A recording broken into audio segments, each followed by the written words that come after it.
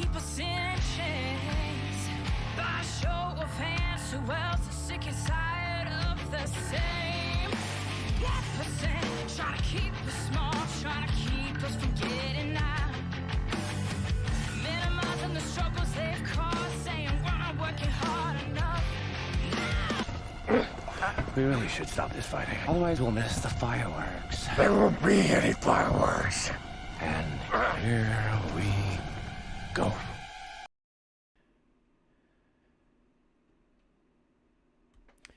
And welcome, everybody, to Suck It. I am the great and powerful King of Kings, Prince of all that is awesome, Derek. How the fuck is everybody today on this Thursday, March 4th of the horrible year that has been 2021? Another Friday Eve, another day, one day closer to the end of the week. In about 6 hours from now, my ass is going to be stuck in Disney Plus watching the season finale of WandaVision, so I'm excited about that, and I hope you guys are too. If not, go fuck yourself. I don't give a shit. But now, and then 2 weeks from now, we got Falcon and Winter Soldier, so that's going to be fun. So, nerd up, guys, nerd up.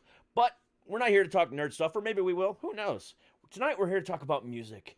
And, oh, thank God we're going to talk about music, because I've had flat earth dumbasses. I've had, cult people. I've had mental health professionals and everything else over the last week, and I really haven't talked much music, and I'm really, really excited to get back into it. Especially tonight with the band that I have with me out of Oakland, California. Please welcome the band, Bad Visuals. Hey. How do I do this? There's nothing you have to do. I just had to hit a button. What's up? How's it going, guys? Fantastic. Great. How are you? You know what? I couldn't be better. Things are going well. I hope we're immediately going to get into flat earth talk, because that's what really interests me right here. If you really want to go into that, we will, because that, if you haven't watched any of my episodes lately, that has been my latest target of people. You had a flat earther on? Yeah. I had one of the most prolific flat earthers on. Oh. And it turned into a bitch fest, and I basically, just did nothing but make sarcastic remarks to him because he wasn't listening to anything I had to say. So I said, okay, fine, fuck it, I'm just gonna mess with you. And then I in turn pissed off the entire flat earth community, and now I am the most hated person in the entire flat earth world. Like, people are DMing me, going onto my old YouTube videos, going onto my podcast platforms, and just attacking everything I do. It is so much fun to watch them just completely be butthurt about life right now. It is so much fun. I think, yeah, drawing their ire, I think that's a title to be proud of. So you've done a great job. You've done a great service. Wait, I'm not even done yet. So Derek, who was this guy? He was like a leader in the flat earth community? Yes. Huh. His name is David Weiss. His name is David Weiss. W-I-E-S-S. Oh, like he was on the documentary. Yeah. Which documentary? The one on it was Netflix? Oh shoot, I gotta look him up. It's been quite a while since I watched this, but that name is very familiar. Yeah. The one on Netflix. Was it? Yeah, that makes sense. He wasn't like a lot on that show. His name, the guy that was mainly on that one, his name is Mark Sargent. He was the one that was mainly in that, but David was in that as well. Okay. But no, his whole thing is that he's gonna push everyone to believe that flat Earth is real. But in the process, he has a really subpar presentation that he does when he comes on your show. And then says, well, if you don't believe this, go buy my app and go look at the other videos. And that's his retort to everything. Well, I don't believe that video. Well, then just go buy the app and go look at the other videos. His whole idea is just to sell, the app, sell merchandise and stuff like that. He has a monetization scheme. He's a marketing degree. He's been a marketer for his entire life. He used to own a marketing company. And people don't understand and all he does is talk shit about the science community, saying that those sciences aren't real. It's pseudoscience. They paid thousands and thousands of dollars to go to school just to get an acting degree because all the stuff that they're telling you is lies anyway, and NASA isn't real. And oh my God, the stuff that he says is just completely asinine. And I couldn't help but take the opportunity to completely make an ass of this entire community, and it's been an absolute blast the last 3.5, 4 weeks. It is really shocking. Not to derail this entire conversation and make you relive this experience, but I'm surprised that this phenomenon has gone on as long as it has. I mean, it seems pretty clear that we've kind of like come to the conclusion that it's a tribal thing. Like they're looking for camaraderie. They're looking for people they can relate to. And like, that's the root of it and the basis of it. There's no actual scientific belief that the earth is flat, because that makes no fucking sense. But I think so. I'm surprised it's still gone on this long. What I've come to the conclusion on, and we kind of touched on it a second ago with social media, even though we just kind of briefly were talking about social media, the whole idea that right now we're living in a cult-like society. Everybody's a part of a cult, and nobody's realizing it, and they're all just kind of grasping at straws just to be a part of something. Whether it's the flat earth community, whether it's QAnon and Antifa, or just I buy everything that Kim Kardashian tells me to buy. We have this cult-like mentality in this country right now, and people are just constantly looking for acceptance, and they're just willing to bite on anything that they think is the truth. Yeah. One thing I will say is there's this organization that it's basically like, you would buy a globe for your house, a really fancy, like well-made globe. They make this, but it's a flat earth model inside of a glass dome. And I kind of want one just to put in my living room and just not comment on it. So when people come over, they just see this flat earth model and they're just like, what the fuck is this guy's problem? Like, is this a real thing or not? I want one so badly, but they're incredibly expensive. Yeah, GoFundMe, I think, is our next destination. They're the people that actually make those are like hardcore about it, and that is like their business. I mean, all they do is they'll make custom. Well, the thing about it is too, with those in particular, the one thing that sucks about the flat Earth community is that they cannot come to a consensus on how it's flat. Like, are we in a dome? Is it an infinite plane? Is it this? Is it that? Is it whatever? And they can't come to a consensus on it. So these guys that are making these flat Earth models are making like 10 different ones and selling them all over the place. I love it. It's a real fun. Treat. It really is. And all the hate that I've been getting lately is like ego fuel. It's like the more hate I get, the better I feel about it, because that means I'm getting to you, and that just makes me feel. It makes me feel wanted and loved in ways that I've never felt before. And maybe that's the reason why I'm going through a divorce. See? If you loved me like the Fowlers Did you have this dude on? I swear to God, we're going to change topics, but did you have this dude on like out of good faith? Like, yes. I want to have a real conversation with you. It was. I went into it not thinking it was going to debate the guy, because like I said to you guys earlier, my shows are all about promoting underground acts and stuff like that. But occasionally I talk to comedians and I talk to actors and actresses, and I do a lot of mental health work. So this kind of conversation was just something that I've never done before, where somebody has a completely alternate belief than I do. And I was like, I really just kind of genuinely interested. But then as the conversation went on and I started asking questions and retorts on things that I knew from like things that I did when I was in school and stuff like that, it just doesn't make any sense. He cut me off every time I started speaking. And then he would get pissed off. And then he would try to promote his app. And then he would cut me off. And then he would get pissed off. And it was a cycle. So it's at like 30 minutes into the conversation, it ended up going for almost 2 hours. I just gave up and just started spouting bullshit at him just to piss him off. So I went into it genuinely trying to have a good conversation with this guy, but all he wanted to do was be an asshole to me. So I said, you know what, fuck it. Yeah. God, I do want to download this app though. It's $2.99. Oof. Never mind. Never mind. You'll be hard pressed to get Josh to spend $3. Am I fucking made of money? Jesus. If it's a gin and tonic, he'll do it. But if it's not a gin and tonic, oh, that's right. So that's why I just charge everything I buy from the App Store to my cell phone bill. Therefore, I don't really see the charges. I just go, oh, taxes are higher this month. And I look back and I'm like, oh, shit, I bought this, I bought that. That's smart. That's smart. When did I sign up for Tinder? Again. Again, the fuck? Terrible ROI right now. Yeah. What did you say, John? Oh, those are terrible ROI right now, dating apps. Terrible ROI. Would you care to elaborate? You just can't do shit right now. It's You could fall in love, John. You can meet your soulmate. There's always Zoom sex. There's always Zoom sex also. When are we gonna do that? That's so that's the end of the interview. You gotta wait for Oh, that. that's the end. Yeah, we gotta wait for John. free enterprise after 10 o'clock in order to be able to do that. Relationship. Hey John, what would you say? What dating app would you say gives you the best ROI? Ooh. In real life, IRL app is the best one. But Okay. no. Hinge, but I literally canceled them all last night. You disabled all All the of them? apps? Yeah. Why? Did you find your special someone? No, I'm gonna die alone. Okay.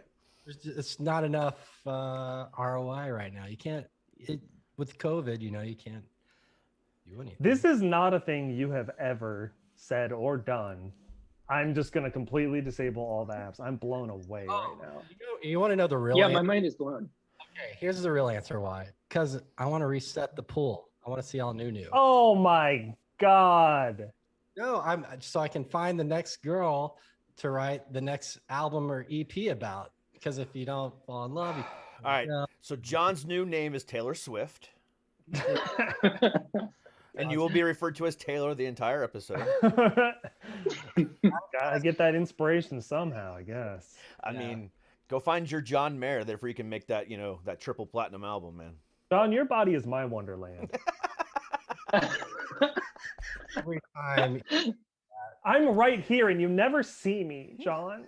Yeah, I see you. That's why I'm on my way. I'm coming. So anyway, this conversation, I told you it's unscripted. It goes anywhere. How short can the interview be? Huh? How are we getting kicked off now? No.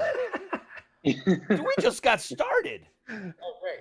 I'm having a great time. Oh, good. I got you for at least another 45 minutes. And that's if the conversation's not going well. If it's going long, it's go long. I don't give a shit. The longer the episode, the more downloads I get. Oh, is it like a direct correlation like that? I think so. Huh. Not doing anything. I just need to get groceries in. Especially for those commuters. Mm. Because if they have an hour and a half long trip, to work in the morning and the episode's an hour and 15, 20 minutes, they're more likely to listen to it. Because otherwise then they got to find 2 45-minute podcasts to listen to. You know what I'm saying? To get to work. Yeah. And I'll just get that one episode of Derek yelling at that flat earther and that'll tide me over. so much fun. Yeah. I highly recommend finding yourself someone to piss off in the life and then just using that as, the way to make yourself famous. Oh, for me, that's John. Pissed at me literally every single day. That's because I have a special talent. I'm from Texas, and I just say stuff. I won't repeat. Oh God, Texas. That's the correct response. Everything that I live in San Francisco now, but I just know how to get under little Joshy's nerves. It's great. Oh, Texas. Oh, Texas. Fucking Texas, dude. I mean, first they want to secede. Now, they're first to remove the mask mandate and said, hey, let's just go ahead and kill everybody. Greg Abbott is the worst thing that's ever happened to Texas, pretty much. Rick Perry was real bad, but Greg Abbott, even dumber. Who was the previous person? Rick Perry back in the day. Oh, right. Yeah, Rick Perry. Yeah. And then, Ted. I mean, the mask thing infuriated me for a couple days, but then you realize a significant portion of this country already is basically open anyway. And it's kind of like, is there a difference? I don't know. You want to kill your voter base? Be my guess. I mean, I guess it's really up for debate. I mean, because if say for instance, like here, we're at, full capacity with social distancing in restaurants, right? Really? Okay. Yes. So it's basically every other table is what it comes down to. But at the same time, they require, we still have a mask mandate here. So when you walk into the restaurant, you have to have your mask on. And then once you sit down at the table, you still need to keep your mask on until your drinks are delivered. And then you can take your mask off. How could they possibly enforce this? So my thing, I'm so incredibly paranoid about this. I'm a huge hypochondriac. I have not been to a restaurant in a year. So the fact that people are going and doing that, I'm just like, I don't know. I was thinking about the band room for like the 3 practices we had last year. You brought that. Our band room is like 12 by 15, and Josh brought an air purifier for like an 800 square foot place. Oh yeah, it's like an industrial strength fucking 3 filters. And I was like, I did the math. If you did it 3 hours at a time, 1 filter would last like 5 years, and he brought 3 of them. Dude, I'm not fucking around. 15 years of filtration. Yeah, that's right. I take it seriously. So I just don't. That's very punk rocky, you. Yeah, right. Our roots are punk, as you can Our roots are punk, but as long as there's no diseases out there, we're fine. I just gotta wash my hands real quick. It's just, I don't know. It's really weird. I mean, at this point, it's been a year. I get it. People are tired of it. Do whatever you're gonna do. I feel like vaccination's rolling along, so that's dope. But I'm paranoid. It's a weird thing to think about. Yeah, I mean, it is, especially from the entertainment aspect of things. Whether you're a band like you guys, or a comedian like I am, or an actor and actress and other stuff. Going up on stages and performing in front of people is what we do best, and that's really going to be the last thing to come back. And because there's no real way to social distance that. Movie theaters can do it. Just section off different areas you can't be in, and blah blah blah blah. Restaurants can do the same thing, but an amphitheater or even an outside venue is very, very difficult to quarantine off. Yeah, so yeah, I mean one concert could be like a super spreader event, and then you're like back to square one. We'll tour Texas. It'll be fine. or Florida. I mean, because they're completely open too. I mean, yeah, they just had the Super Bowl. They're having concerts at some of the major arenas down there. WrestleMania is getting ready to happen here in about a month at same stadium that Super Bowl was at. So I mean, they're opening. So there's 2 states that have opened, kind of, and it's I didn't mute my phone. It's just we're not there yet, and people don't get it. They're tired, but the virus isn't. Correct. Yeah. What does vaccination look like in Virginia? I think the last I heard, we're at like something like 7 or it's like 70 or 7,000. Like I think it was 70,000 per week that we're hitting right now. So I think we're at like almost 50%. Oh, really? Of the total state population, I believe, or adult population, or something like that. Yes. Dude, that's really good. Holy shit. Well, I mean, we're nowhere. The size of Texas, Florida, or California, but I think it's somewhere between 40 and 50% total vaccinations. I mean, of eligible people right now. I don't think it's like total state, but I think of eligible people. So we're mandating teachers, and we're mandating obviously doctors and nurses and essential workers right now and stuff like that. And then they're going to start opening up to other people. I know restaurant workers are eligible for it now too. So we'll see how it goes. I mean, it's interesting, but again, I want to drive to DC and perform on stage. I want to drive to Maryland and be able to watch a bunch of fucking good music shows. I mean, I want to get back to doing that again. I'm sick and tired of watching live things online. I mean, while they're fun, the live streams are fun. Not all the bands are doing them, and you're hard pressed to find, more than 10 that have done it in the last year. I can think of 5 off the top of my head, and that's a lot. There's a lot of bands missing from that list, and that's even more sad. The fact that these bands that we depend on for our music, and a lot of people use music as a crutch. I mean, especially in the mental health world. Like I can speak from that, from experience. But people use music, and the bands that we've loved and adored for years and years and years and years, a lot of them have abandoned us in this last year. And that's not cool. Not at all. But Yeah. luckily, the indie scene and the underground scene has not. And that's why they're in the top tens of the Spotify's and the Apple Music of the world. But, right now, you'd be hard-pressed to find it, other than like Miley Cyrus and Taylor Swift, major acts that have put out albums. Yeah, man, I was looking at my like tickets for last year that got canceled once COVID kind of took hold. There was a 2-week period that I had tickets for Napalm Death, The Locusts, and Omnium Gatherum, like back to back to back. Fucking all got canceled. I was so sad. There were so many good shows last year. I know. You know what the saddest part to me, I think, besides, bands not getting to play shows, is all the venues shutting down. I mean, there's a ton of venues here, especially in the Bay Area, because it's just so fucking expensive to stay open here, that have just permanently closed, venues that have been active for like decades, they're just gone now. So when stuff does open back up, like, there's going to be at least at the beginning, the places to play are going to be few and far between. And then I think there's going to be pretty fierce competition for bands just to get a show, I mean, it's going to be like, because everyone's going to want to play again. So, yeah. I mean, as of right now, there's only one concert that's like big for the rock world that's even booked right now for this year.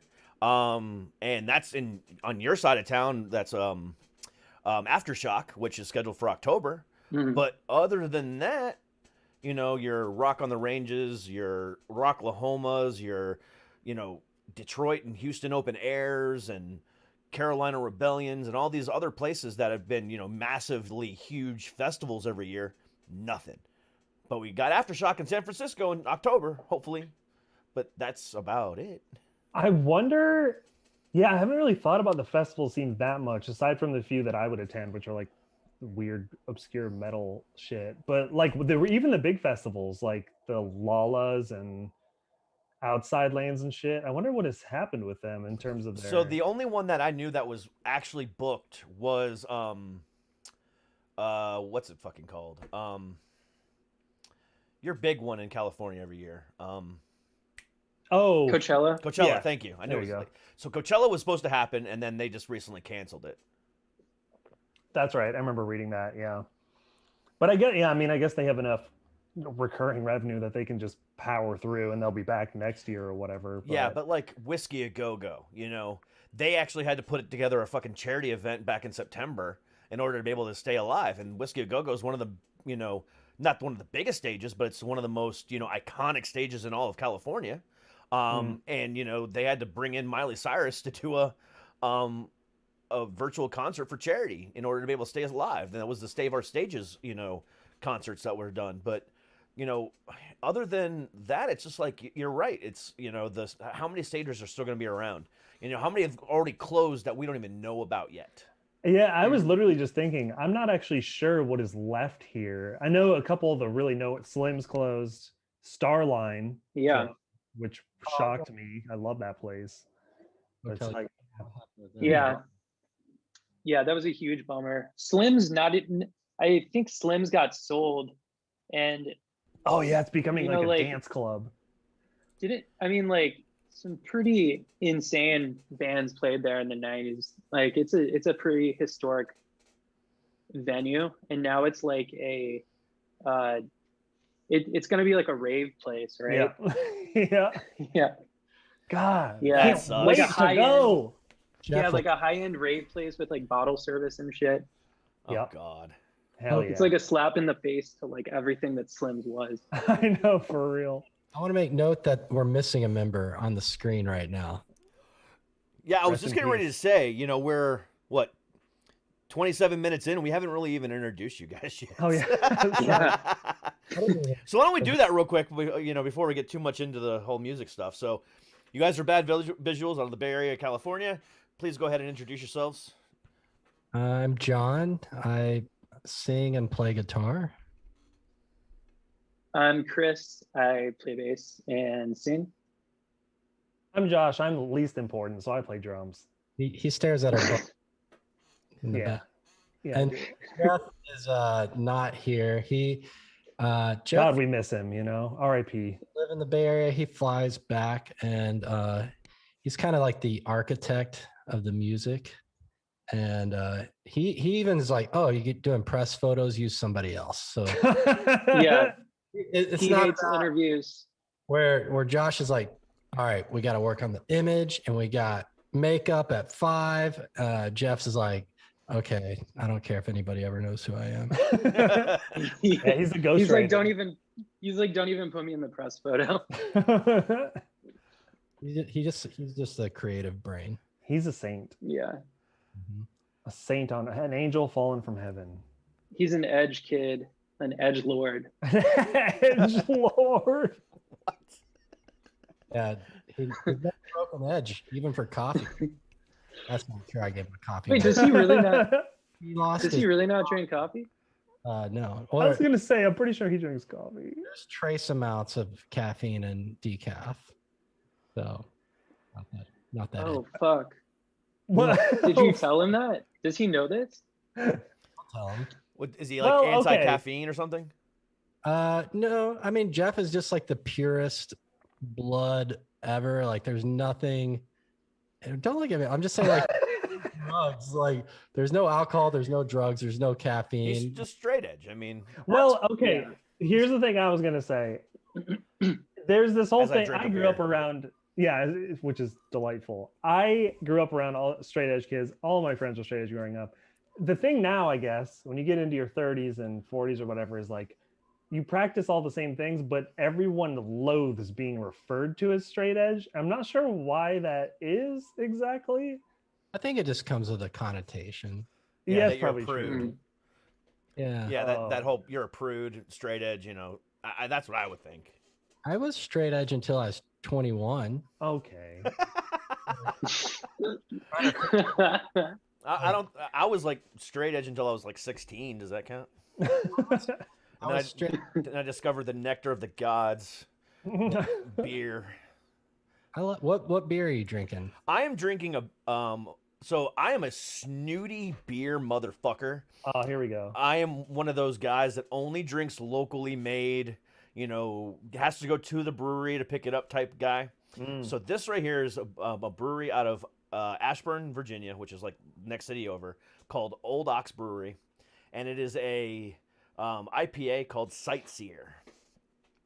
It is a nice single IPA, 7.6% alcohol, smooth, easy, bitter Wait, what? drinking. Oh, just nice. What percentage did you say? 7.6. 76%. I want to see more of those during this interview. I would love that. Man, I fucking love beer so much, but it devastates my body. Just demolishes. Yeah, It does for me too. But that's why I drink. That's why I became a beer douche. Because I drink now for flavor and flavor only. So I'll drink one and I'll be good. So I'll drink this one tall boy. I started drinking this tall boy at 7:15 when I ate dinner, before I came onto before I sat down with you guys, and it's 8:30 and I'm still drinking it. Do you like to match your beer to the weather like I do? No. I mean, well, No. I mean, I don't know. This year I did not, because I did not drink a single stout all winter long. Okay. And normally I do. Normally I would grab a stout or two, but no, this year I've been strictly IPAs this past year. Those are my face itch for some reason. I don't know what it is. I think I might be allergic. Yeah. After probably the 10th or 15th time, should Yeah, probably stop. Out, and then I wake up in the morning, I feel like shit, and I don't know why. It's anyone's guess. No clue. No, but no, I love me some beer. Yeah, I mean, especially places like California, Seattle, Virginia, even now parts of New York too. I mean, the amounts of microbreweries and all these different places that you can go to, just fantastic. And what I love about them too, at least here, is no matter where you go, you're gonna at least not during pandemic times, you're gonna find an acoustic, guy just singing, at a table, and just singing covers all day long, and you're gonna be able to enjoy some music and enjoy some beer, and it's fantastic. I love the beer scene. I really, really do. Colorado has a ton of breweries. Yes. I love it there. Yeah, here they're like 7-Elevens. They're on every fucking corner. Same thing in Texas, but we don't talk. We don't talk about Texas. right now. No. What do you? I never see Chris drink beer. Now I think about it. I've never seen Chris consume any liquid. He's the most dehydrated man I've ever met. You know, beer kind of fucks me up the next day, like you. I don't know. I get kind of like an allergic reaction to it sometimes. I don't know, man. It just kind of makes me feel like shit the next day. Maybe I'm just not drinking the right beers. I'm gonna briefly pivot to say I know what you're doing right now, and you put your body so we see your new grabber. He's turned 30 degrees. Oh yeah, this. Oh, this old thing. This old thing. This old thing. New grabber. No, that's truly where it sits, man. Yeah, but your body is like But off. You're doing the rule of thirds. Your body's like off to the side, so we can see it. It's a good looking thing. Wait, I got to back up to beer for a second. So, Derek, as the expert here, do you feel like there's a certain kind of beer that someone like me with a horrifying old man stomach would tolerate better? Is there something you would more reliably drink that wouldn't mess up your body super bad? Lagers. Oh, really? Yeah. That was disappointment in my voice. Yeah, I mean, definitely not ales. I mean, because, you know, whether it's an IPA or just a straight up ale, or maybe a blonde. So blondes and lagers would probably be the best. But, like, not, when I say lager, I don't mean Bud. That's not beer. I'm talking, like, good lagers, you know, something smooth, easy drinking. You know, a Vienna lager or something along those lines would be, or just nice and smooth. Hit me with that O'Doul's, I guess. I was gonna say that. Yeah. Hit me with that St. Pauli girl. But yeah, I mean, whether it's O'Doul's, St. Pauli girl, and now Heineken even has a alcohol free. Yeah. I do actually like this trend of alcohol-free alcohols. I feel like that's a cool thing because like our generation and younger, they drink less than the past like 10 generations or something, which is dope. I mean, that's great. So it's cool to see people drinking like for the flavor and not just the alcohol content. I'm into that. And that's what I'm all about. I don't like getting a buzz. If I'm gonna get a buzz, I'm gonna take an edible. Both or nothing. I mean, that's my go-to. But even that, I don't like the buzz of an edible either. I only use THC for mental health purposes. And a lot of people look at me and go, you're a fucking, no, I'm not. I don't even smoke it. I just literally eat a 100 milligram gummy and I'm good to go for all day long. Oh man, 100 milligram, I would be dead. Holy shit, dude. I'd be dead. Yeah. Wow. They're 100 milligrams. Just put my body on the stretcher and just take me straight. Now, in all fairness, though, it's 100 milligram of the Delta 8, not the actual weed THC. So it's only half as potent. So technically, it's like 50 milligram. That's still a shitload. Yeah. Yeah. Give me 10, and I'm like, I'm nappy time. I take 2 Delta 8 10 milligram pills at night. And it doesn't do anything. I mean, it helps me sleep. Two of the 100 milligram? No, 2 of the 10 milligram. Oh. So I have pills of the Delta 8, and I also have the gummies of the Delta 8. Because technically right now, still in Virginia, cannabis, is illegal. But obviously, if it's hemp-based, which is what Delta 8 comes from, it is legal because it's legal nationwide. So it's not as potent, but it works, and it helped me get off of like the nasty narcotics such as like Xanax and Klonopin, which are horrible anti-anxiety medications. But I don't have to do that anymore because thanks to THC. So between THC and beer, I'm happy the majority of the time. I'm perfectly self-medicated. Well, I mean, I still do take my my antidepressants. I take Lexapro as well, but I don't know if I'm ever going to come off of that until like maybe mushrooms become legal. Yeah. Because microdosing with mushrooms in a tea form is actually been proven to be better for antidepressants than actual antidepressants. Because it helps basically reset your brain and helps all the chemicals reset themselves. And once you get out of the high and out of the psychedelic phase of it, you're basically at square one again. And it's up to you to make sure that you maintain that. So psychedelics actually have a better effect on mental health than the pills that Pfizer and everybody else gives us. I'm not surprised. I'm very much the opposite. Like, weed makes me want to die, but Xanax is my miracle drug. But man, I wish it was the opposite, because it feels better to consume, you know, marijuana than it does. I hated the feeling of Xanax. I just felt numb, and I didn't feel anything. With, you know, ever since, you know, for the last, how long have I been doing CBD? So I started doing CBD about a year ago. And that worked pretty well, but it didn't give me that extra kick. And then when I discovered Delta 8 THC from hemp, which again is like half as potent as regular THC from marijuana, that's what helped me get over that hump. And I was like, holy shit.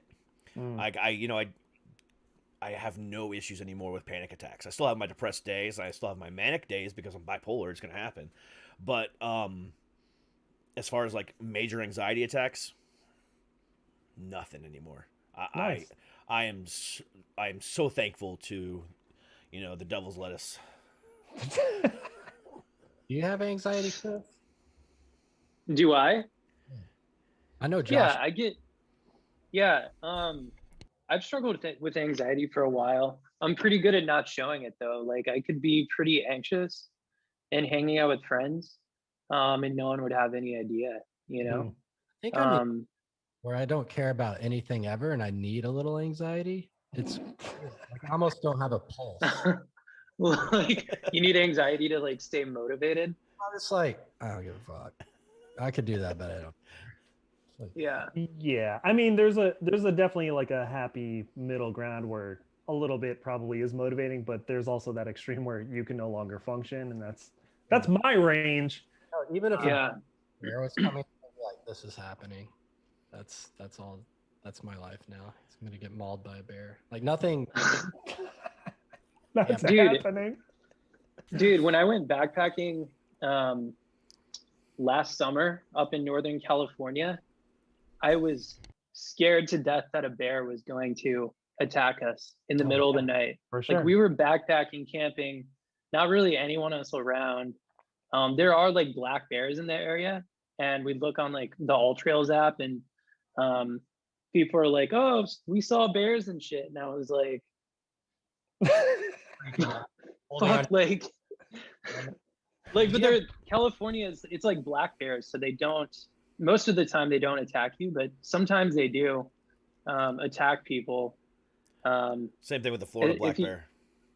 Yeah, like if you stumble on a mother with her cubs, like she might try to attack. But I was just so fucking freaked out that a bear was just gonna like rip through our tent like the Kool-Aid Man in the middle of the night and just maul us to death. Yeah, I grew up in Florida. Well, the majority of my life I spent in Florida before I moved to Virginia 5 years ago. And with the same thing. I mean, the Florida black bears. I mean, you would hear stories of, you hear Florida man stories all the time, but you also hear Florida bear stories, about this family that woke up and there's a bear in their pool just chilling, or they forgot to close the garage the night before and the bear's in their garage eating their trash. Like, these bears, like in Florida, just no bounds. They don't give a shit. They're like part of the family. They'll wake up, hey, Karen, how are you? I don't think I knew that there were bears in Florida. Yeah, me neither. Yeah, there's bears, panthers. I mean, there's everything there. Alligators. Yeah, I mean, you get the same thing with alligators. You'll wake up if you there'll be an alligator in your garage or an alligator in your pool. I mean, it's... No, thank you. Yeah, it's a lovely place. Exactly the kind of conversations we have at our band practice. So when we're at the room for like, let's say 3 hours, there's about 30 minutes of music talking about bears. That's what being in a band is all about. It's about hanging with your boys and shooting. Yeah, it's not about the music. Yeah. Yeah, and that's what I was telling you guys before. It's this conversation just like that. I mean, you know, we're gonna promote the single. We haven't talked about it yet. But at the same time, I just like learning about who you guys are. I mean, because I mean, isn't that the whole point of like, you know, knowing a band? You know what I'm saying? I mean, you can really feel, you know, here's a great example.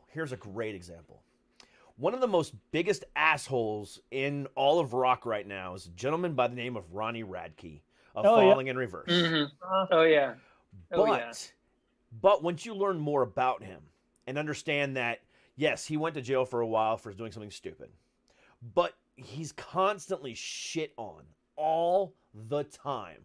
So he's now become a dickhead as a defense mechanism for all the shit he gets. But then at the same time, then he comes out with great songs like he did back in December of 2019 with Popular Monster, which was like 46 weeks at #1 on the charts. I mean, Popular Monster was one of the biggest songs of 2020. And then once you learn more about him, then you're like, okay, yeah, he's a dick, but he has a reason to be a dick, and he's kind of cool about it, you know? I mean, he's got a huge ass following. He's one of the biggest streamers on Twitch. I mean, for a fucking reason. He's awesome. Yeah, the Punk Rock MBA did a good YouTube video on him. I don't know if you ever watched that guy. He's brilliant. But he talked about this exact topic for like 20 minutes. And Derek, if you're interested, I would highly recommend checking that out. I don't know if I've seen that one. I'll have to look at that up because I don't think I've seen that one, but I've seen a lot about him. I love him too. Dude, he's so good. Yeah. I love him too. Yeah. So, what was it? It was back in 2019, prior to the release of Popular Monster. They were headlining a show that I went to that also had the co-headliner was one of my favorite bands right now is a band called Ice Nine Kills. Ice Nine Kills was opening, well, not opening up for them. They were the co-headliner along with, I can't remember who else was there. But I was like, you know, I listened to Ice Nine, and about halfway through, you know, Falling in Reverse, I'm like, you know, we're good. Let's go ahead and get out of here. It was my girlfriend and my daughter. And we were like, okay, cool. So, but then, you know, I just wasn't a fan. I mean, they were cool. It was fun to rock out to for a little bit, but I just wasn't, you know, feeling it.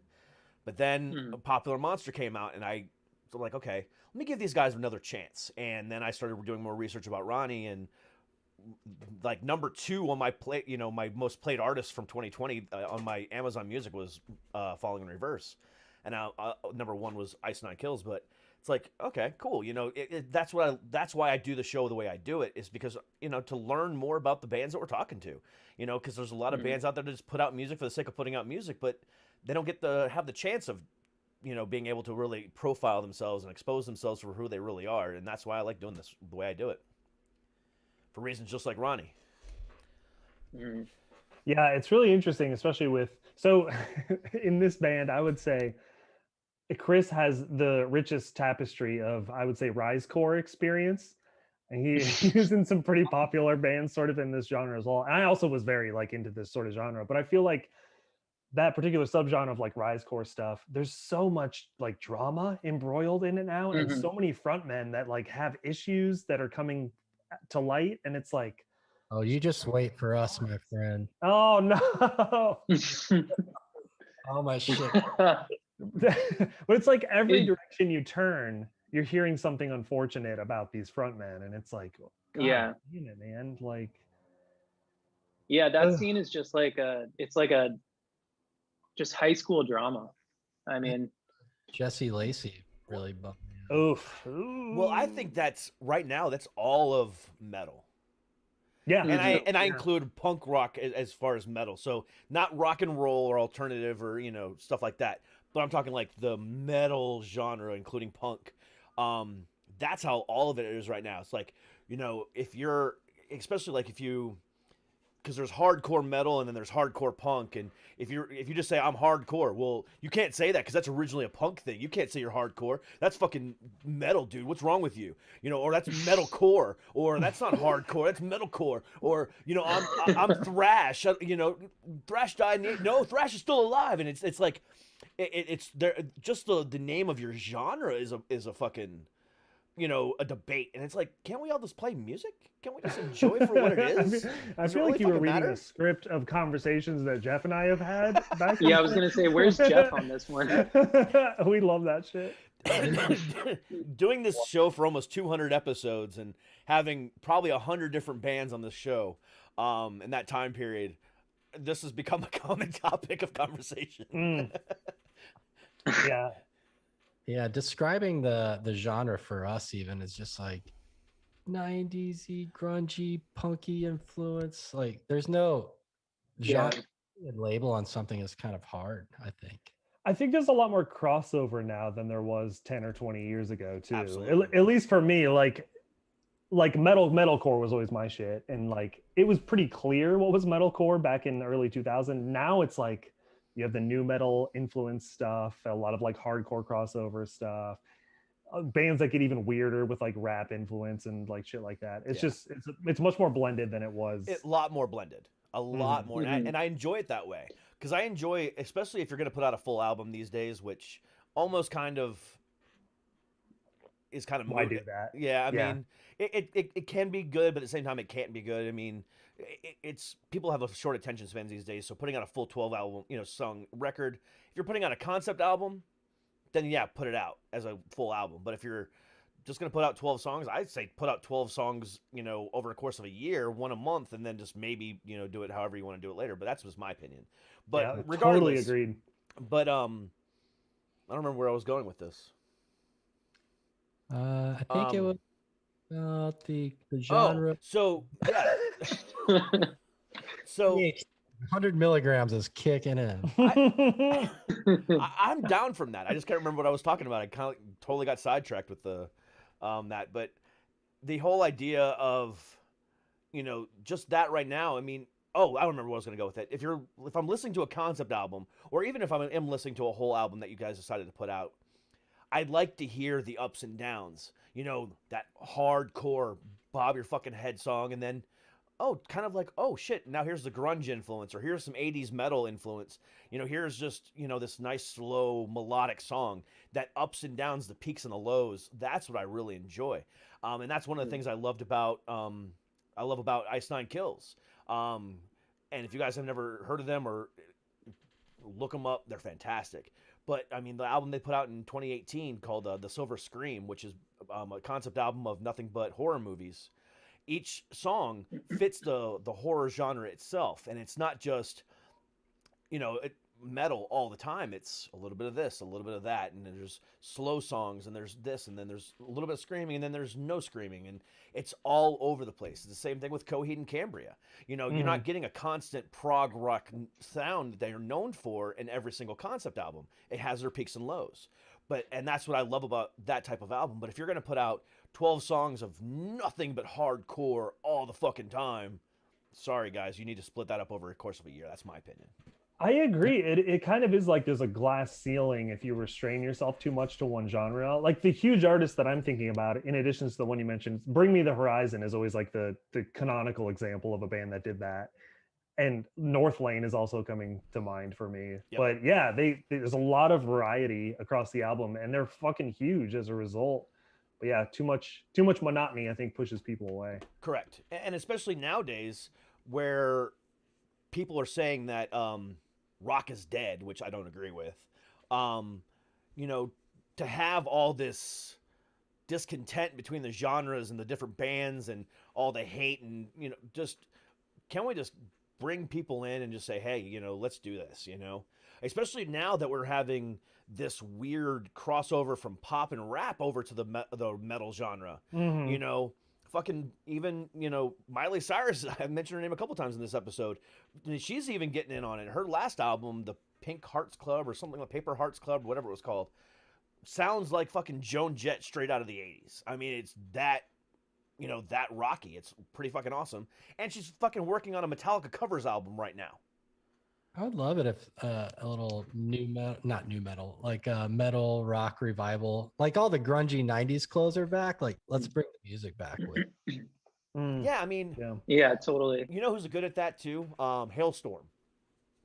Yes, I don't know. You don't know Hailstorm? Can't say it. So I don't think I do either. Yeah, so Hail is spelled Hale.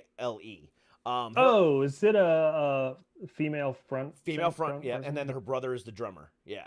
So Hailstorm is, I mean, they have that 80s, chick band sound to them. but at the same time, it's just amazing what they do with it. So there's a lot of bands that, I mean, that are doing it and bringing that back, which I really enjoy because that's, you know, since '99 when nu metal started with Korn and I mean, Korn kind of was before then, but still they kind of kicked it off, and then Slipknot and Mudvayne and Mushroom Head and all this other stuff kind of happened, and then Linkin Park, and it's kind of been all this, you know, there hasn't been a retro time. I think we need to kind of go back to it a little bit. Yeah, it sort of is a little bit. Like, it was kicked back off, I think, probably 5 years ago. The band Vane, they did that album Error Zone. Yeah. They kind of like brought the nu metal thing back, and I think it's kind of, it's no longer like a dirty word to say like we have nu metal influence. Now it's like, oh, that's cool again, which was like not the case for a solid like 15 years. So Correct. that's interesting. It's really interesting. Love as a band is Deftones, which I love Deftones. Yeah. is a song we're not talking about, but it's like totally Deftones-y hum, and Deftones loved hum. Yeah. Yeah, White Pony is one of my favorite albums of all time. Such a great Yeah. band. Oh my god, such a great album. I Such hope a they great- never stop putting out music. One of my greatest fears in life is that Deftones breaks up. I hope it never happens. They I were just want close at one point. Yeah, yeah. When what's his name died a few years back. Yeah. Yeah, That was super sad. Yeah. it was. I mean, from a four-wheeling accident of all things too. Mm. Yeah, damn. But yeah, I'm super glad they're still kicking. But no. But yeah, I mean, there's right now for anyone to say rock is dead, I think is just uneducated because there's so much good shit out there right now.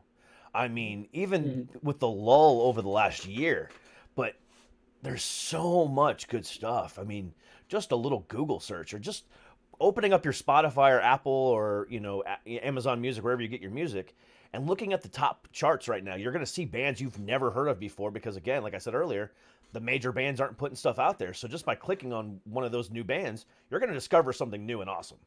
Yeah.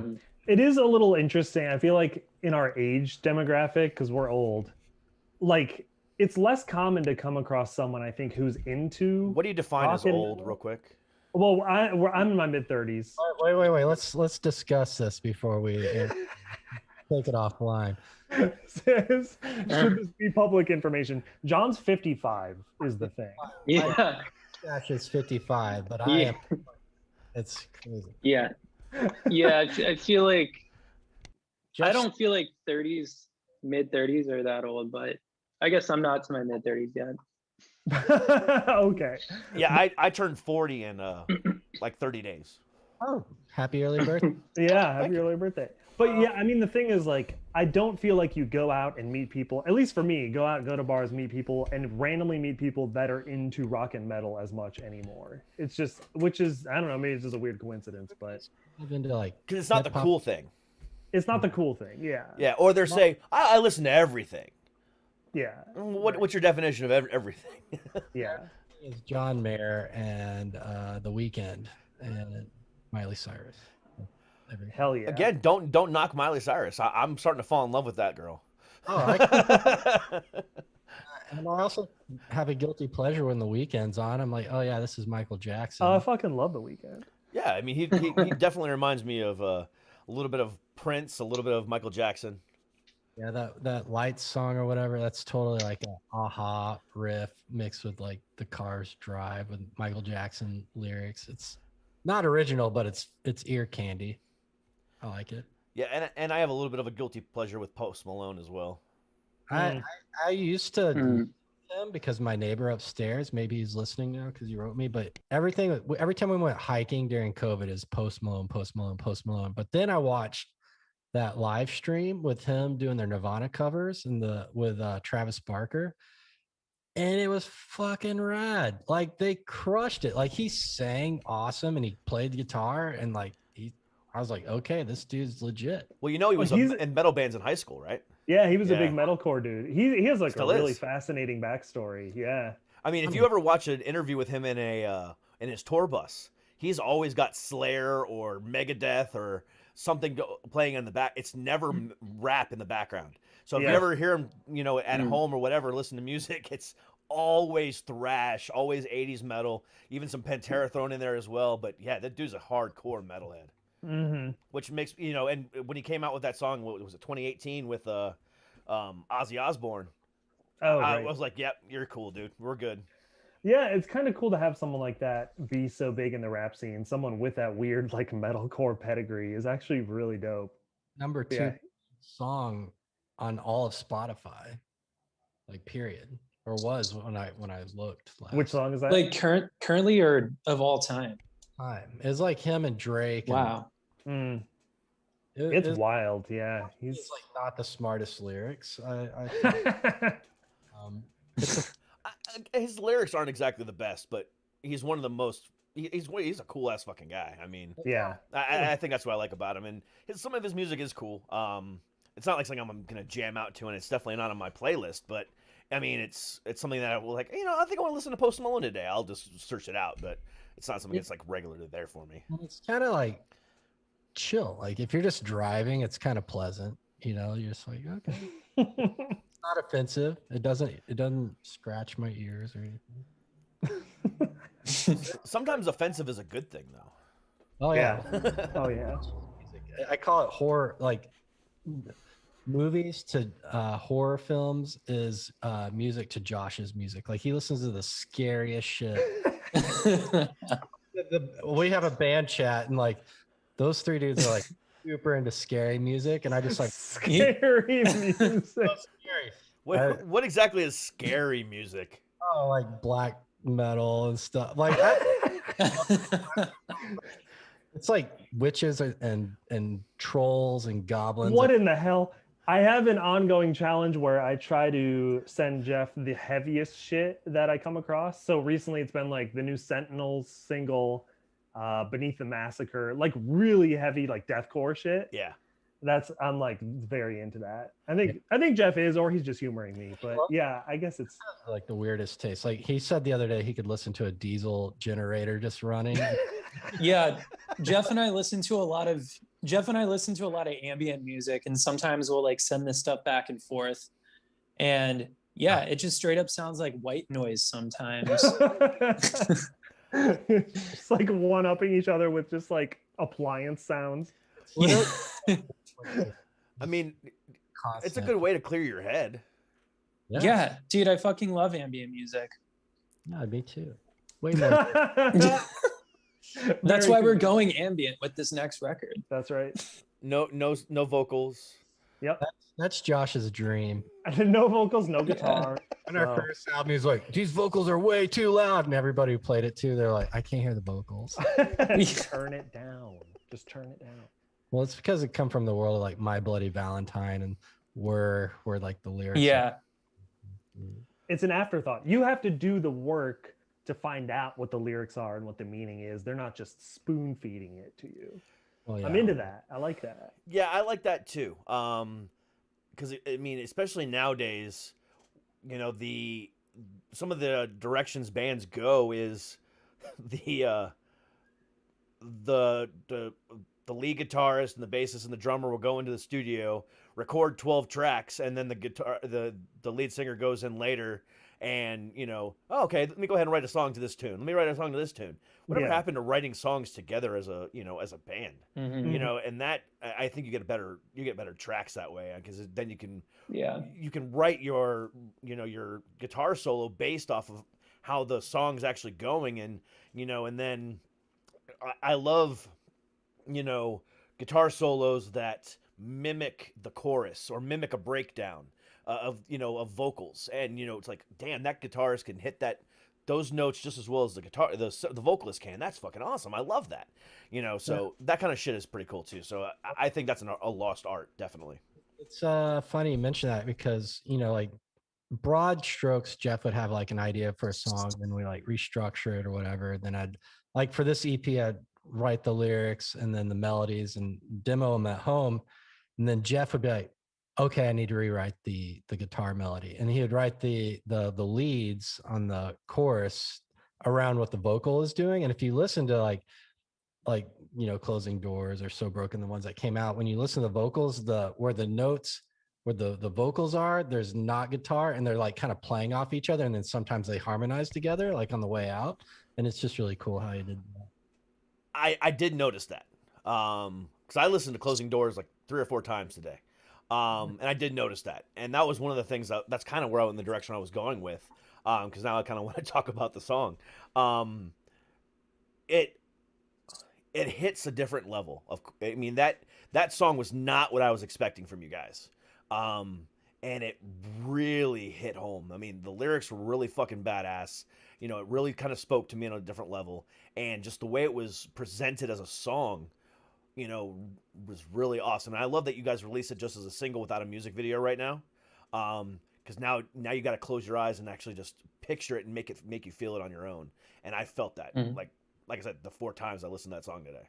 That's awesome. Yeah, that was I'm happy to hear you say it. Like that was from like a dark time period. Like 2019 was a dark year, but I won't go into it. Josh hates it when people explain lyrics, but I'm just glad that it resonated with you because there's no like fictionalizing anything on this recent music's very cathartic. And it was all just very much okay, what's coming out, be vulnerable, write about it.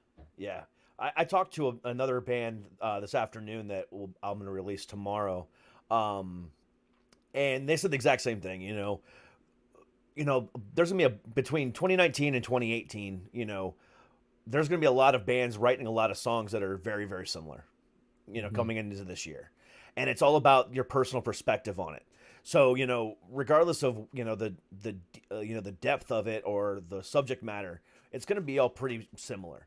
But it's your personal take on it. And when you can actually understand and get into the groove of that and really kind of say, you know, damn, I really understand where they're coming from on this, that's pretty fucking awesome. Yeah, we all have the same experiences, so we can, for the most part. So yeah, how does it resonate with you? I like the I like the light that's coming across Josh's face right now. Yeah, it's pretty. It's very cinematic. Yeah. Thanks. I didn't plan this. It's distracting me. Beautiful. It's that California sunset that's going on. That's right. Yeah. Even though it's been dark here for like 3 hours. It's a fun song. It's actually a fun song to play too, though. As far as like, even though it's got like the darky lyrical content, it's just kind of like forward and upbeat and everything for the people. So it's kind of like that. It's major key, but still fun. Yeah, I mean, especially when when I read the press release, because I've never heard of you guys before, which, you know.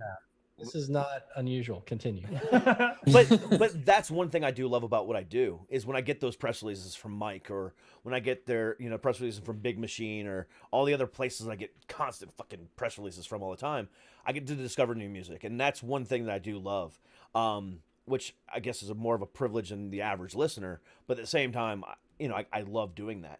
But when I was reading the press release about it, it was like, you know, post-hardcore, you know, post-punk type sound and blah, blah, blah, blah. And then I click play on the SoundCloud link and I was like, this does not reflect anything that was just written in that press release. So if you guys are watching this live on YouTube, click the arrow and read the press release because it's attached to this, along with the links for the song. Read that and then listen to the song. They don't equate together, but it makes you want to click the link because it's such a fucking well-written PR press release. So it's like, okay, cool. But then you listen to it, it's like, okay, it doesn't sound anything like I expected. It sounds better than I expected, which is awesome. Wow. You know, I was expecting to get a cool little punk sound out of it, which I would have loved too. But the way you guys did it was it threw me off. And I loved that surprise of it. It made it even more. Okay. It even made it even better. Interesting. Yeah, I thought you were gonna say you got bait and switched a little bit. Right. Yeah. No, again, I mean, I like being pleasantly surprised, especially if a press release really kind of digs into it, and then you can click that link and then go listen or watch the video or whatever, and almost predict what it's gonna sound like. It's like, okay, you know, I knew this was gonna happen. I really enjoyed it. Cool. But when you click it and then it's completely something totally different, it grabs me in a little bit more, makes me want to do more research and listen more about it. I was like, oh, damn, this is really fucking cool. I feel that. Yeah, I like that. Because, I mean, the average listener is presumably discovering us through playlists or something, so they don't get that press release sort of exposure. So yeah. that's interesting. The most they have to go off of is probably our picture if they see it. Yeah. Yeah, which That's we not- did ourselves. That's no good. That's no good. It's not bad. No, it's not too I bad. look great. I don't know about these. You sure do. I didn't have the mustache then though. But Yeah, I was getting no, ready to ask. In this last year, during the pandemic, have you started porn? I mean, as a cop, like Josh, I frisk him. I'm like, you're under arrest. And then Yeah. Chris is like a bystander with a camera, like watching the arrest. Yeah. This is just a bit we do. Yeah. it's definitely an '80s cop stash or a '70s porn stash, but which I find weird because it didn't. It started in the '70s with the porn industry, and then kind of went to the cop stage in the '80s. So the cops must have been watching a lot of '70s porn in the '80s. Like, I gotta do that. I want to look like John Holmes. Damn it. Honestly, I would do what you could do if my genetics would allow me. Like all three of you guys have beards and I don't, so this is as close as it's getting. I love my beard. Don't they make like a Rogaine for beards? Yes, they do. Yeah. Come on, bro. Look, there's no follicles. Oh dear. The follicles just don't exist in the first place. There's just nothing there to work with. Do Yeah. you want? I can give you hair plugs if you want. Yeah, no, my body always immediately. Sure. Your body rejects my hair plugs. Yeah. Or Do you think anyone's ever gotten hair plugs on their face? Oh man, I need to know now. I've seen it. They'll take it from back here, but it's a different texture, right? I feel like someone's done some research on this subject, huh, John? I was like, how to be a man. Man's A beard toupee. Come on, that's or just beard implants. That's you know what that's a a merc new level there. John, don't ask that question. I know what you're gonna ask. God, I hate you. a merkin, Josh. It's a pubic hair wig back in Oh yeah. the olden days when that was fashionable and people did nice. Why would I don't understand why that would have been necessary? What, the merkin? Yeah, wouldn't back in the olden days? Presumably, people did not shave or wax their pubic hair. Well, it's because they had crabs or something. Oh, So they're like, oh. The majority of them did. Yeah. Yeah, the Wait. crabs need the hair to survive. they would Wait, very So you have to shave. Yeah. we go from the art to this. It's it always ends on this. I'm fascinated by this. Just look it up, Merkin. I never thought about why they were a necessity, but this makes total sense. Yeah, Yeah. because back then, the bigger the bush, just like back then, the fatter you were, the cooler you were. But the bigger the bush, the more fertile you were. Yeah. So I am not fertile. Aw. I will be a man in my next life, a manly man or a bear. A manly man or girl. I like that you're saying that with the Ric Flair background behind you. It really Manliest man of all time. drives the point home. Yeah, he was. Oh, we talked about this before we started, but the Ric Flair documentary on ESPN, if you haven't watched it, is one of the best documentaries. Period. Yeah, the 30 for 30 on him was really awesome. Yeah. He's That's not what- exactly my favorite of all time by any means, but Who is? his documentary was awesome. Is he still alive? Yeah. Oh. Okay. I just watched him on TV Monday night. Yeah. If you had to pick a favorite, then we'll go back to music. But I just want to know who your favorite is. My favorite of all time is Shawn Michaels. Oh yeah. Yeah, he's a pretty important guy. Is he the guitar boy? No, No, that's Bret Hart. no. Shit. I'm so lost. Wait, are you talking about wrestling or Yeah, music? yeah. Okay. Isn't there? I thought there was a wrestler from like the '90s that was like a guitar dude, like a rock man. Talking about the Honky Tonk Man? No, Jeff Jarrett? no. Double- He had heart in his name, like the The Bret Rock. Hart, Yeah. right? Bret the Hitman Hart. Yeah, but he wasn't like a guitar guy. I mean, he didn't like play guitar, but he had like a rock persona. He did. right? Yeah. Okay, And yeah, he yeah, had- yeah. No, there was no physical guitar on stage. Yeah, okay, I'm about to say that's what I was confused by what you were saying. Okay. Sorry, yeah. As you can tell, I'm extremely familiar with wrestling. Apparently. If you guys need to know anything else, just let me know. I just want to know where you live, Derek. Do you have a amateur league? So it's funny that you ask that, because up until 2013, from 2002 to 2013, I was actually an indie professional wrestler. Yes. I want to track those videos down. Yeah, I would love to. Are we talking like backyard wrestling? No. Not Oh. okay. No, because what I did was still considered professional wrestling. The backyarders aren't even trained. I was actually professionally trained, and I traveled the indie circuit because there's lots of little companies all over the country, and I would travel all over the country on weekends, and up until the point where I broke my neck in 2013. Oh God. Do that anymore. Yeah, Don't break it again. Was this like? I've broken it twice. Oh my God. Were you like in a tombstone or a pile driver? Believe it or not, I was actually in a car accident. Okay. That's not part of wrestling at all. Nope. So the first time I broke it was in was September 2nd of 2013. In a car accident. The second time I broke it was December 28th of 2018. I broke it sneezing. Dude. What? Dude, that must have been a violent sneeze. It was a violent sneeze, but at the same time, the mechanics of my neck that from the original surgery back in 2013 had just failed, and it was just the right amount of velocity and the right amount of pressure that just finally just knocked it out again. So I had to get a second surgery because of that sneeze. Did you sneeze and immediately think like I just broke my neck again? Yes. Oh.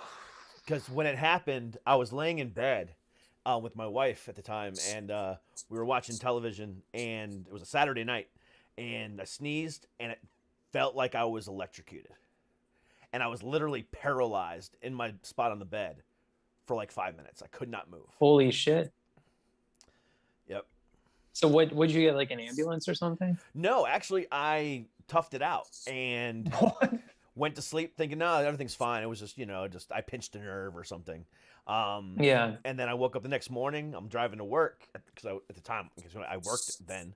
I don't work anymore. But I was driving to work, and it happened again on the way to work. And I was driving, and it was snowing that morning too, and I was literally paralyzed driving. I luckily was able to at least have enough wherewithal within my feet to be able to brake and pull over. But it happened 3 more times that day, and I eventually just drove myself to the emergency room, and yeah. Damn. Yikes. That's harrowing, dude. It was. I'm glad you're okay. Yeah. Yeah. Glad I mean, you're it here with us. sucks. I mean, can't you get like permanently paralyzed from breaking your neck? Yes. I think it's C4 or C5. If you break those, or C3, it's one of those two. Mm-hmm. Mine's at C5 6, so it's right below where I'm talking about. But one of those, I think it's like C4 or C5. If you break that the right way, you're done. Good God. Yeah. So I was really lucky where mine was. The human body, man, garbage. It's just a trash heap of bones and meat. Yeah. Well, now that second surgery, they actually had to go in and actually remove 2 of my vertebrae. So I'm actually missing my C5 and my C6 vertebrae right now. So What's I in have there? a cage. So it's a cage about this long, and it's just like a wire mesh, cage, metal cage that connects my C4 to my C7, and it's fused. Tense. So you can't mess with that at all. I mean, they've told me I'm cleared, but at the same time, I'm not even gonna fucking risk it at all. Cleared to go back to backyard wrestling? Well, not backyard, but yeah. I was gonna suggest we go wrestling in the woods on those mushrooms we're talking about. Yeah. Grease up those boys. But yeah, I mean, back in the day, I used to go all over the place. I mean, yeah, I miss it, but it's I did it for a long, long time. I miss Hood Slam. Oh man. Yeah, we went one time. Yeah. I He was think. there. Yeah. He was there. Yeah, Hood Slam. I think it's a local thing, but I thought they were going to franchise it or something. I could be wrong, but it's an amateur league, and they have stories. It's super low budget, and there's like a metal house band and like a Most of the indie leagues are pretty low budget, stuff like that. And to answer your question, the biggest one near us in here in Northern Virginia is Maryland Championship Wrestling. and they travel all throughout Maryland. But that's the biggest one. It's a fun band activity because you just drink a few beers and talk a lot of trash, and then body slam each other in the streets on the way back. That sounds like a fantastic time. Yeah, man. Yeah. I miss events. Yeah, it used to just be down in Jack London Square. Yeah. Yeah. You have to see Serial Man get his revenge on Cosmic Girl, whatever. Cereal Man? Yeah. So little Wow. Batman ate his brains out, which was a cereal, out of his box, and so he died. And then he came back, obviously, and got his revenge on his betrayers. I just happened to be at the two that story was. What the hell kind of story? That is like the worst storyline I've Well, ever so heard. I was gonna say the thing about Hood Slam. I don't know what other like indie wrestling is like, but Hood Slam is like 50% improv comedy and 50% wrestling. So Okay. it's like a comedy Makes sense. thing. Yeah, Drugs Bunny. Is Drugs it. Bunny, yeah. Drugs Bunny. Yeah, it has like bizarre and absurd characters, lots of profanity, and like public consumption of alcohol and drugs. Yeah. I'm pretty sure I saw Chupacabra break his leg in real life too, but he continued. All right. Oh, God. So next time they do a show, you guys need to email me, and I'm flying to fucking the Bay Area because Dude, I gotta go to one of these. it's Yeah, dude. fantastic. Downtown Oakland. Yeah, I'm sure there's tons of videos on YouTube. You could probably get I'll lost check in. it out. Hood Slam. The announcer's name goes by Brody. Yeah, if I'm not mistaken, he actually won some sort of position with the WWE. So he actually was an announcer for them as well. He's fantastic, and he like role plays this like total douche character or whatever. But yeah, he was like pretty big actually in the like even in the professional wrestling scene. But he's dope, super funny dude. Yeah, I miss that guy. Wish I'll he'd come out in like the tank top with like the Oakleys. Yep. Like the trucker hat, and then flip flops, and then pouring Jack Daniels in everybody's mouth while the band's playing, and like spitting it out in the air. Is pretty He was much good. He was real good. He was ripped too. Yeah, Josh liked that. He's a beautiful man. But yeah, that's the wrestling segment, I think. Hood Slam. Yeah, I just googled it up. Yeah, Broseph Joe Brody. Yep, that's him. Yep. Broseph. I love it. Right. It's just not like the pictures. When you see the pictures, you're like, oh, this kind of sucks. But when you're living it in real life, The Stoner Brothers. that's the. Funky Bone. They even have a ladies wrestling night. Yeah, FemMed is what it's called, or whatever. Sexy Good Time Wrestle Show, FemMed. I don't know. Hell yeah. This is crazy stuff. Yeah, I'll have it's to do more research on fantastic. this. Highly recommended. You gotta come on out here. Basically, if Hood Slam and a Bad Visuals show is on the same night, you go to Hood Slam. Because that's where I'm gonna be. Like John doesn't even show up for the show. Hood Slam, I forgot. Just do his vocals on a backing track and you'll be fine. Yeah. Play. Everyone else lip syncs, might as well you guys too. Yeah. For real. That's the direction we're headed, I think. Yeah, I've never even sung in person before. It's great. Always just What? not You've making never that up. sung in person? That's not even We just got a synthesizer on the album and just tweaked a bunch of LFOs until it sounded like a human. That Gotcha. could work. So That could work. We're just doing some EDM shit right there. All right, cool. Hell yeah. There's been lots of singing on that.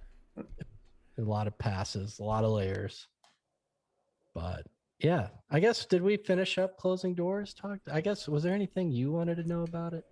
I think we kind of hit the nail on the head with it. I mean, I think, I think Chris is right. The explaining lyrics, in my opinion, shouldn't be done.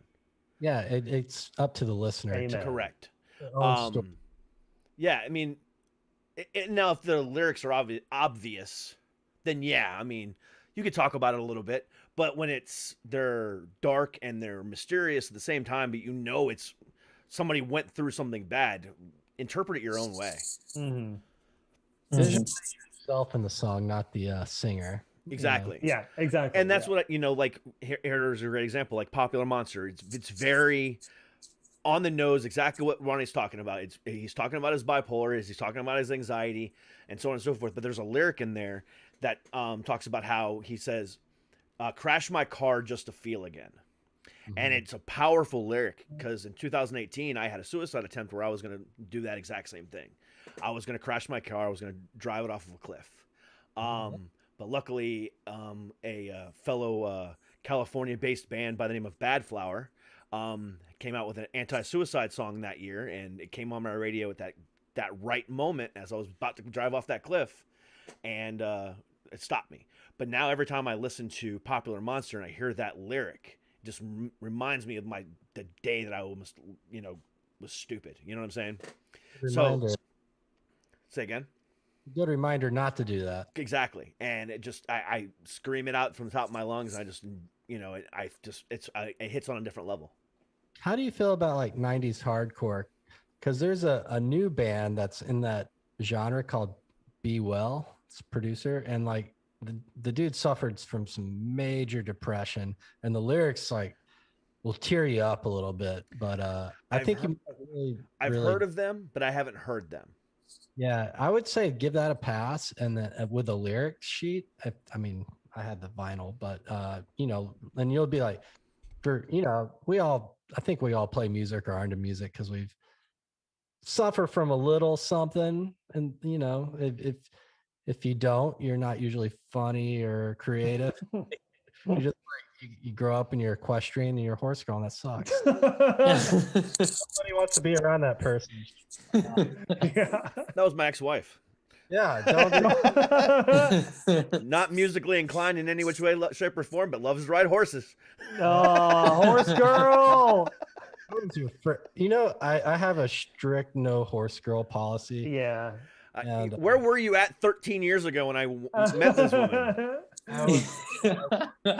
It's a good general rule, I think. Yeah, sorry. I'm writing it down. That's my next tattoo. Yeah. No horse girls. No horse girls. The same thing also applies to horse boys. It should be specified. Just no horse people in general. Oh God, I just thought of a terrible joke. Never mind. I'm not. Oh, please. Come on. Terrible jokes no. are my jam. Oh, no. I don't think the guys have heard this, but what's the opposite of Christopher Reeves? Christopher Walken. Oh God. Oh my God. It was Holy shit. That's fantastic. area is pretty sensitive. That is a great joke. He's been dead for a while. It's allowed. It's okay. That's a great joke. My mom taught me that one when I was a kid. Oh, so you were taught that when he was still alive. See, now that's that's too soon. Not as acceptable. Yeah, it was a long time, but I like it. It's a great fun joke. It's a great joke. Yeah, I like that. But it just kind of relates to the horse topic, right? The topic at hand. But yeah, stay away. You learned your lesson. I've dated a few. A few horse girls? A few horses. A few horses. Yeah. Oh my God. Saw that video on the dark net, and I was like, oh no. I'm sorry. I'm done with. Oh no.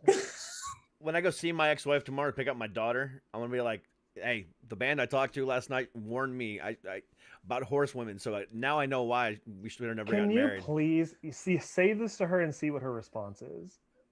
I would love to have a follow-up talk about that. I will record it on my phone and post it to the podcast. Weird when people don't know that should be a rule. They're like, why? And I'm just like, I can't explain. It's like if you don't know, you can't be explained. Yeah. But it's like, I think you have to live it, and there's no words for it. I don't know how to make it work. Horse girls. You'll always be a distant second to the horses also.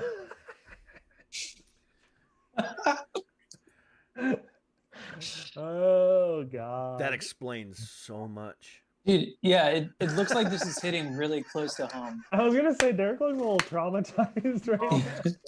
Don't Like I drop. can see the wheels turning. No, I'm just selling it. That's what wrestlers do. We sell it. You know, we make sure we sell the drama. Yeah. Because I'm way over it at this point, but at the same time, it's like, hey, it's not terribly wrong. How old's your daughter? 10. So you got 8 more years of seeing horse lady. I'm never gonna get rid of horse lady. Oh my god. Horse lady. Because regardless of it all and how much shit I talk about her, she talks shit about me too. But we're still close friends. I mean, I mean, That's what I was gonna Yeah, ask. well, we're That's never good. gonna. Yeah, I don't hate her at all. I talk a lot of shit about her on the show, but I did that back when we were together too. I mean, And now I see what Yeah, it's beginning to make sense for it. her and I would like. She would occasionally, when I didn't have a guest, she would come on, and her and I would just do an episode together. That was the very beginning stages of the show when I didn't have guests almost every day. But and her and I, it would just be an hour of her and I just ripping on each other.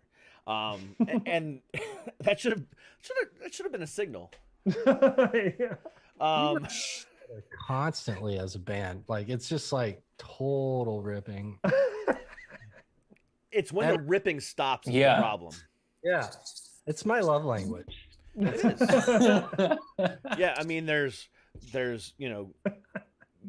gifts, physical touch, Mhm. Quality time, acts and of then service. acts of service. Yes, gifts, acts of service, whatever, and then words of affirmation, and then shit talking.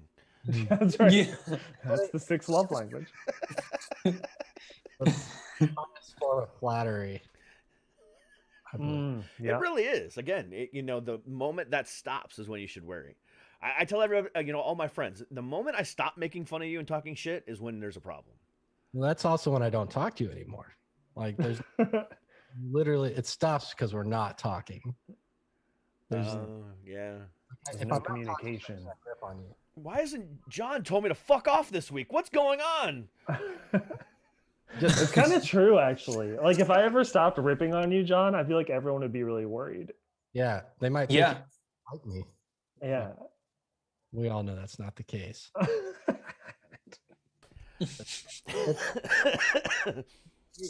So great. bring it back to dating, like the Bay Area is super hyper Oh no. in a way that like whenever you're trying to flirt or do that and they either get it and they go along or they're like, hey, that's mean, and I'm like, oh yeah, that you're not the one for me. That's never gonna work. Yeah, but the Bay Area is full of environmentalist hippies. So you kind of have to have that, know that scene. But obviously you live there, so you do. You know your audience. That's true. Yeah. So as long as you're driving a Prius or driving a Tesla, wearing clothes made of hemp, and don't ride horses, Definitely not. then call John. Yeah, that's right. He's single and ready to mingle. I can't believe you disabled all the apps. This is groundbreaking. Not even disabled, deleted. That's Wow. less extreme. It'll probably be good for your mental health. I have so much more time. Yeah. Been 20 hours. Like It hasn't even been a day.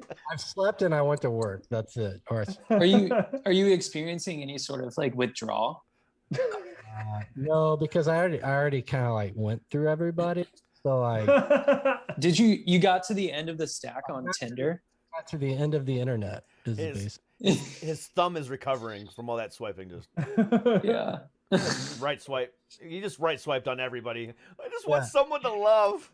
A piece of meat, like a piece of lunch meat that just spins around and swipes right for me.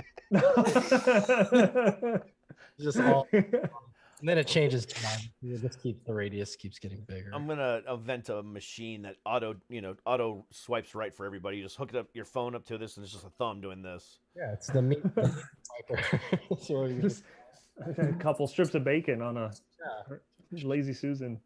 yeah, Yeah, perfect. but then you might get the guys in there that say they're female just to meet other guys, and they'll try to trick you. John doesn't discriminate, so it's fine. Oh, good, John. I'm proud of you. mustache. It's very modern. Yeah. No, it's I discriminate. You what? Said I'm from Texas. I discriminate. Oh god. Oh my God. Wow. All right. You're gonna get us canceled. You're not as progressive as I thought you were, John, living in the Bay Area. I just like to say stuff that makes Josh panic. Oh no. Oh no. Half of the stuff I say. It's like you're almost half expecting them to say, "I will date any woman as long as they're not trans." Oh god. yeah, they Those there's aren't a- real women. Yes, they are. There's a lot of things you can't say in the Bay Area. No, that's one of them. Yeah, that's definitely one of them. That's something I definitely do not agree with either. Well, yeah, I think the Bay Area is just more of a come all as you are. Exactly. Yeah, no, the discrimination against trans people in general. You know, if they say they're a fucking woman, they're a fucking woman. Yeah. It doesn't matter what's in between their Yeah, legs. 100%. I don't get why anyone gives a fuck. Why are they trying to legislate this shit? Well, okay, so I didn't want to get into this topic, but you just brought it up, so now I'm going to jump on it. Why is it? And we'll go ahead and probably close out the episode on this because it's gone so many different directions. Why is it? Because it's so discriminatory against actually. I mean, I hate saying this, but like cis women. So like they're legislating it to where male to female trans people cannot play in women's sports. Mhm. So that's basically saying, well, regular women, cis women, are less than regular, cis men. So we don't want them playing together. But a female to male transition, you can play as many sports as you want to. Right, It's yeah. your own, that's not part of any legislation. They don't give a fuck about, female to male. But that male to female, God for fucking bid, they take estrogen to lower their testosterone levels. So now their hormone levels are same as anybody fucking else. God forbid they pursue their dreams.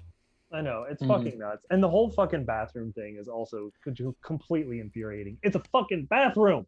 Anyone should be able to go into any bathroom. Who gives a fuck? It's a bathroom. I hate it so much. You shouldn't I be can't looking believe- anyway. Yeah, for real. Exactly. Oh my I think god. really, as a group, speaking for the guys, like everybody just do what you want. What or not? Just do what you want. Love who you want to love. Love Love who who you want. Do what you want. We'll support you. We want to get this legislation passed to get everyone equal fucking rights. Yeah, I think that's Never think about this shit again. Yeah, but unfortunately, we have idiots in the fucking Congress that are constantly, bass backwards on the way they're thinking and talking about, fucking QAnon and, supporting fucking bigot fucking organizations and shit like that. Like that fucking asshole twat waffle out of fucking Georgia, Marjorie Taylor Greene. I don't know if you guys know Oh, about yeah. her. Oh, Jesus Christ. People like her that still are able to fucking run for Congress are ruining it for other people, and it just pisses me off. Yeah. I hate her with a ever-loving passion. She sucks horribly. I mean, it's amazing that somebody like that got power in the first place. I mean, this is where we're at in 2021. Well, the thing about it is, so how she got it was actually really fucked up. So Yeah. she's actually the representative of one of the poorest areas in all of Georgia. And the person that had that seat originally decided not to run again. So she moved her entire family to this area, which is strictly conservative, hardcore QAnon. She moved there specifically because she knew she could win. And she said the most absurd shit that she knew that they would jump on just to get her to vote. And, even though she believes this absurd shit, she moved there with the strict intention of just being able to run. Oh Jesus. Even though she's That's like just a so insane. multimillionaire. She moved to I did not know that. the poorest part of the state just to be able to run. I hate Because that she was shit. running in another area of the state, and she was losing badly. So that's when she decided to move after this guy decided to drop out of the race.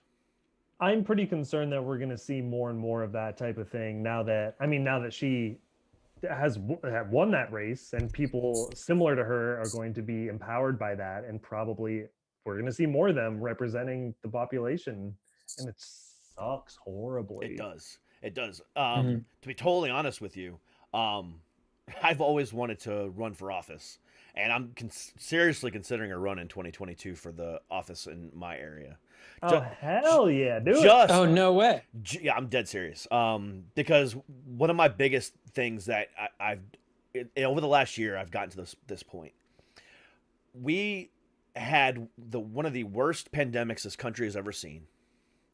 We had a Black Lives Matter movement going on.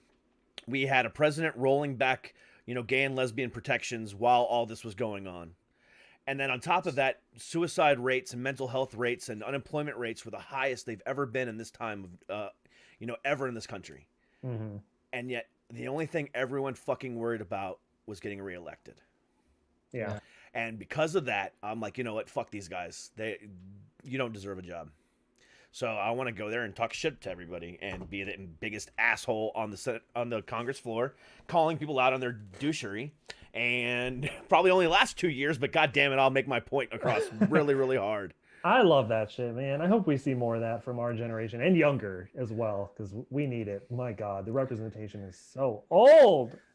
If Yeah. people didn't care about that, you would have seen Trump get impeached if people aren't trying to. Yeah, that's all they cared about was, how can I make my party stronger and how can I keep my seat or how can I get elected? Nothing to do with like the Republic for what. Yeah, not at all. No, nothing. We suffered horribly because of that, and that in itself is making me want to say, you know what, we need changes, like hardcore. Mm-hmm. I'd vote for you if I was a local yokel. Hell yeah. Thank you. I appreciate that. But yeah, I'm at a breaking point, and that's why this past year, I mean like the current year, 2021, I've focused a lot on the mental health aspect of things, talking to life coaches and authors and mental health professionals on the show.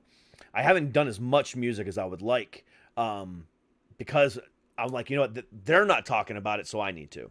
So that's kind of, but it's sad. It's really, really sad. I pride myself on my mental advocacy, and to see the people that are in charge of our mental health and our welfare as humans are not giving a shit about it. Do not give a fuck. They do not give a fuck, and it's sad. It's really, I really sad. really love what you're doing is so sick, and I'm so happy to hear people, again, our age and younger. I feel like I keep mentioning age, but mental health is so much more of a subject that we're willing to talk about than it ever has been. Like, oh my God, when I was a kid, no, our parents weren't talking about mental health and stuff, like, ever. No, and actually, and you bring up a fantastic point, and I will say this for the 177 or however many episodes I've done now, 180 episodes. That's exactly where the name of the show comes from. Growing up in the 90s as a kid with depression, I was always told to just suck it up. Mm. And my response to everybody, even my parents, was suck it. You don't know what I'm going through. So that's where Suck It Podcast comes from. It's for anyone in life that ever told you to suck it up, you can tell them to suck it.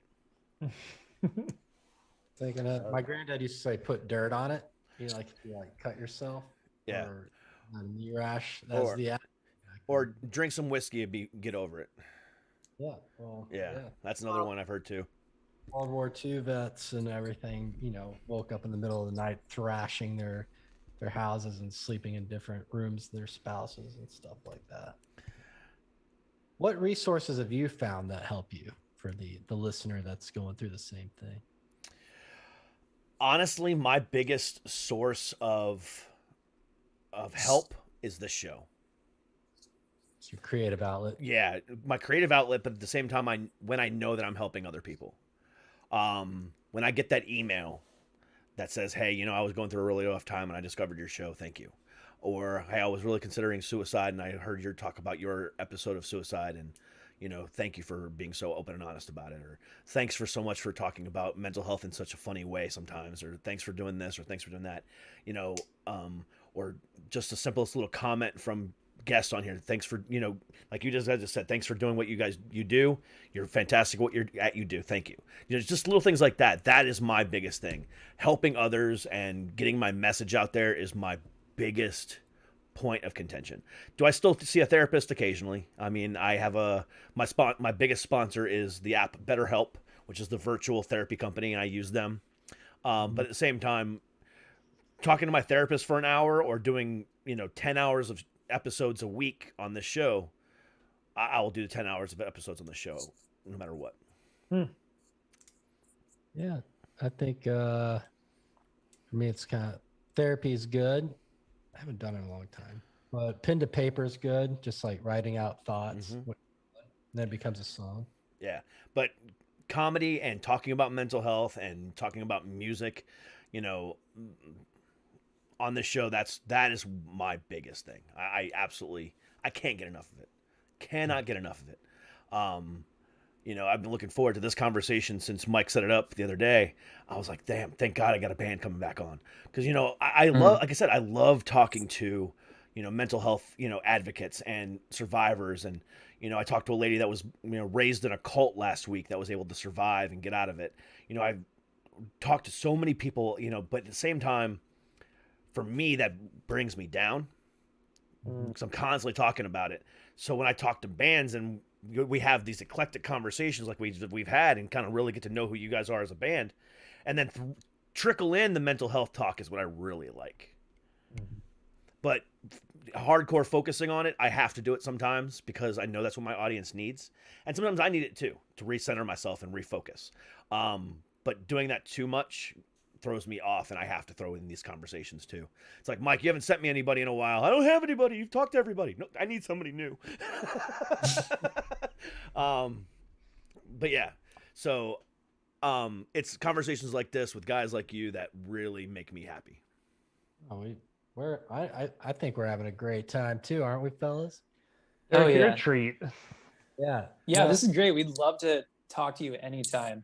Honestly, dude, I would be more than happy to have you guys back, especially once the EP gets released. Which, when is that going to happen?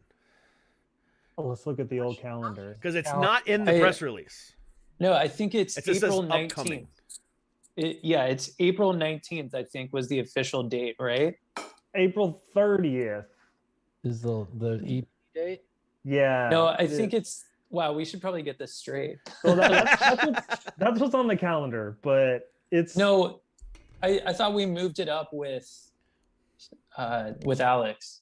Alex is our new PR person, and we're gonna release it on. We're not signed to a label, but a label's putting it out. They're called Acrobat Unstable. Isn't that right? Yeah. And they're gonna do a cassette tape release for us. Oh wow. Yeah. Mm-hmm. Well, then why don't we do this? Why don't we say this? If you guys are down, why don't we release day? If you guys are down for it, you guys come back and we profile the EP on the show. I think nice. That'd be dope. Maybe we could talk Jeff into coming. Oh, yeah, we got to get Jeff on the next episode. Yeah, we'll play all the songs. I will demonetize my channel to play your guys' music, and we'll do it that way if you guys are down.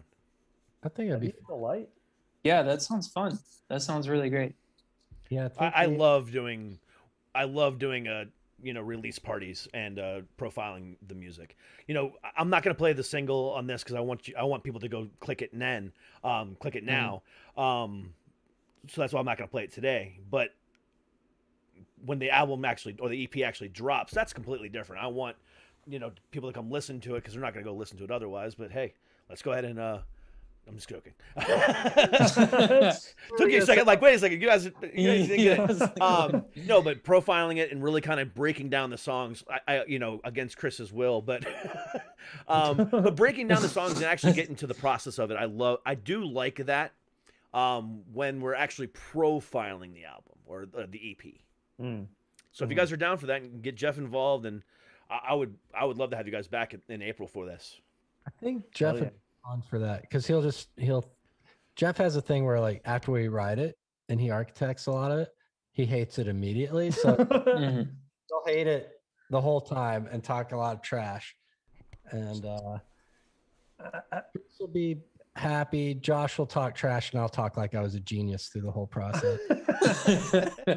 Okay. So I mean, so we'll hit each other up on Instagram or whatever, on Facebook or whatever. Or you guys can just email me. I'll send you guys my email address. And we'll set something up, and I think that would be fantastic if you guys are down. Yeah, that sounds great. Yeah, that sounds great. All right. Well, I guess, is that it? Is that what we're doing? I guess. I mean, I think we hit a lot of fucking topics tonight. We definitely got in the heads of who at least the three of you guys are. Yeah. I don't know. Who am I? You are Nature Boy Light. That's right. Taylor Swift. Taylor Swift 2.0. T Swift. There we go. But no, you guys are awesome. The new single, Closing Doors, is amazing. Like I said, I listen to it 4 times a day. Guys, click the links down below in the description, or if you're listening on the podcast in the morning, the links are there as well. But you guys are amazing, so thank you so much, guys. I definitely looking forward to having you guys back and profiling this EP. Thanks, Derek. Word, thanks, Derek. No problem. But as far as everybody else goes, guys, again, check them out. All their socials are below. Please follow them. Please listen. Please click them. These guys are amazing. You guys will not regret it. And we'll come back again in April and profile the whole fucking EP. So until then, I'll be back again tomorrow with the who did I talk to today? What was the band I talked to today? Dead something. I feel like an asshole now. Don't you hate that? Dead Friends. I'm such an asshole. Talked to the band Dead Friends earlier today, so I'll release that episode tomorrow. So come back again for that. Another fucking fantastic conversation. But until then, you guys have a great day. Guys, again, thank you so much for being here, and we will talk again soon. All right, thanks. Peace out, everyone. All right. Have a good night. Yeah. Later.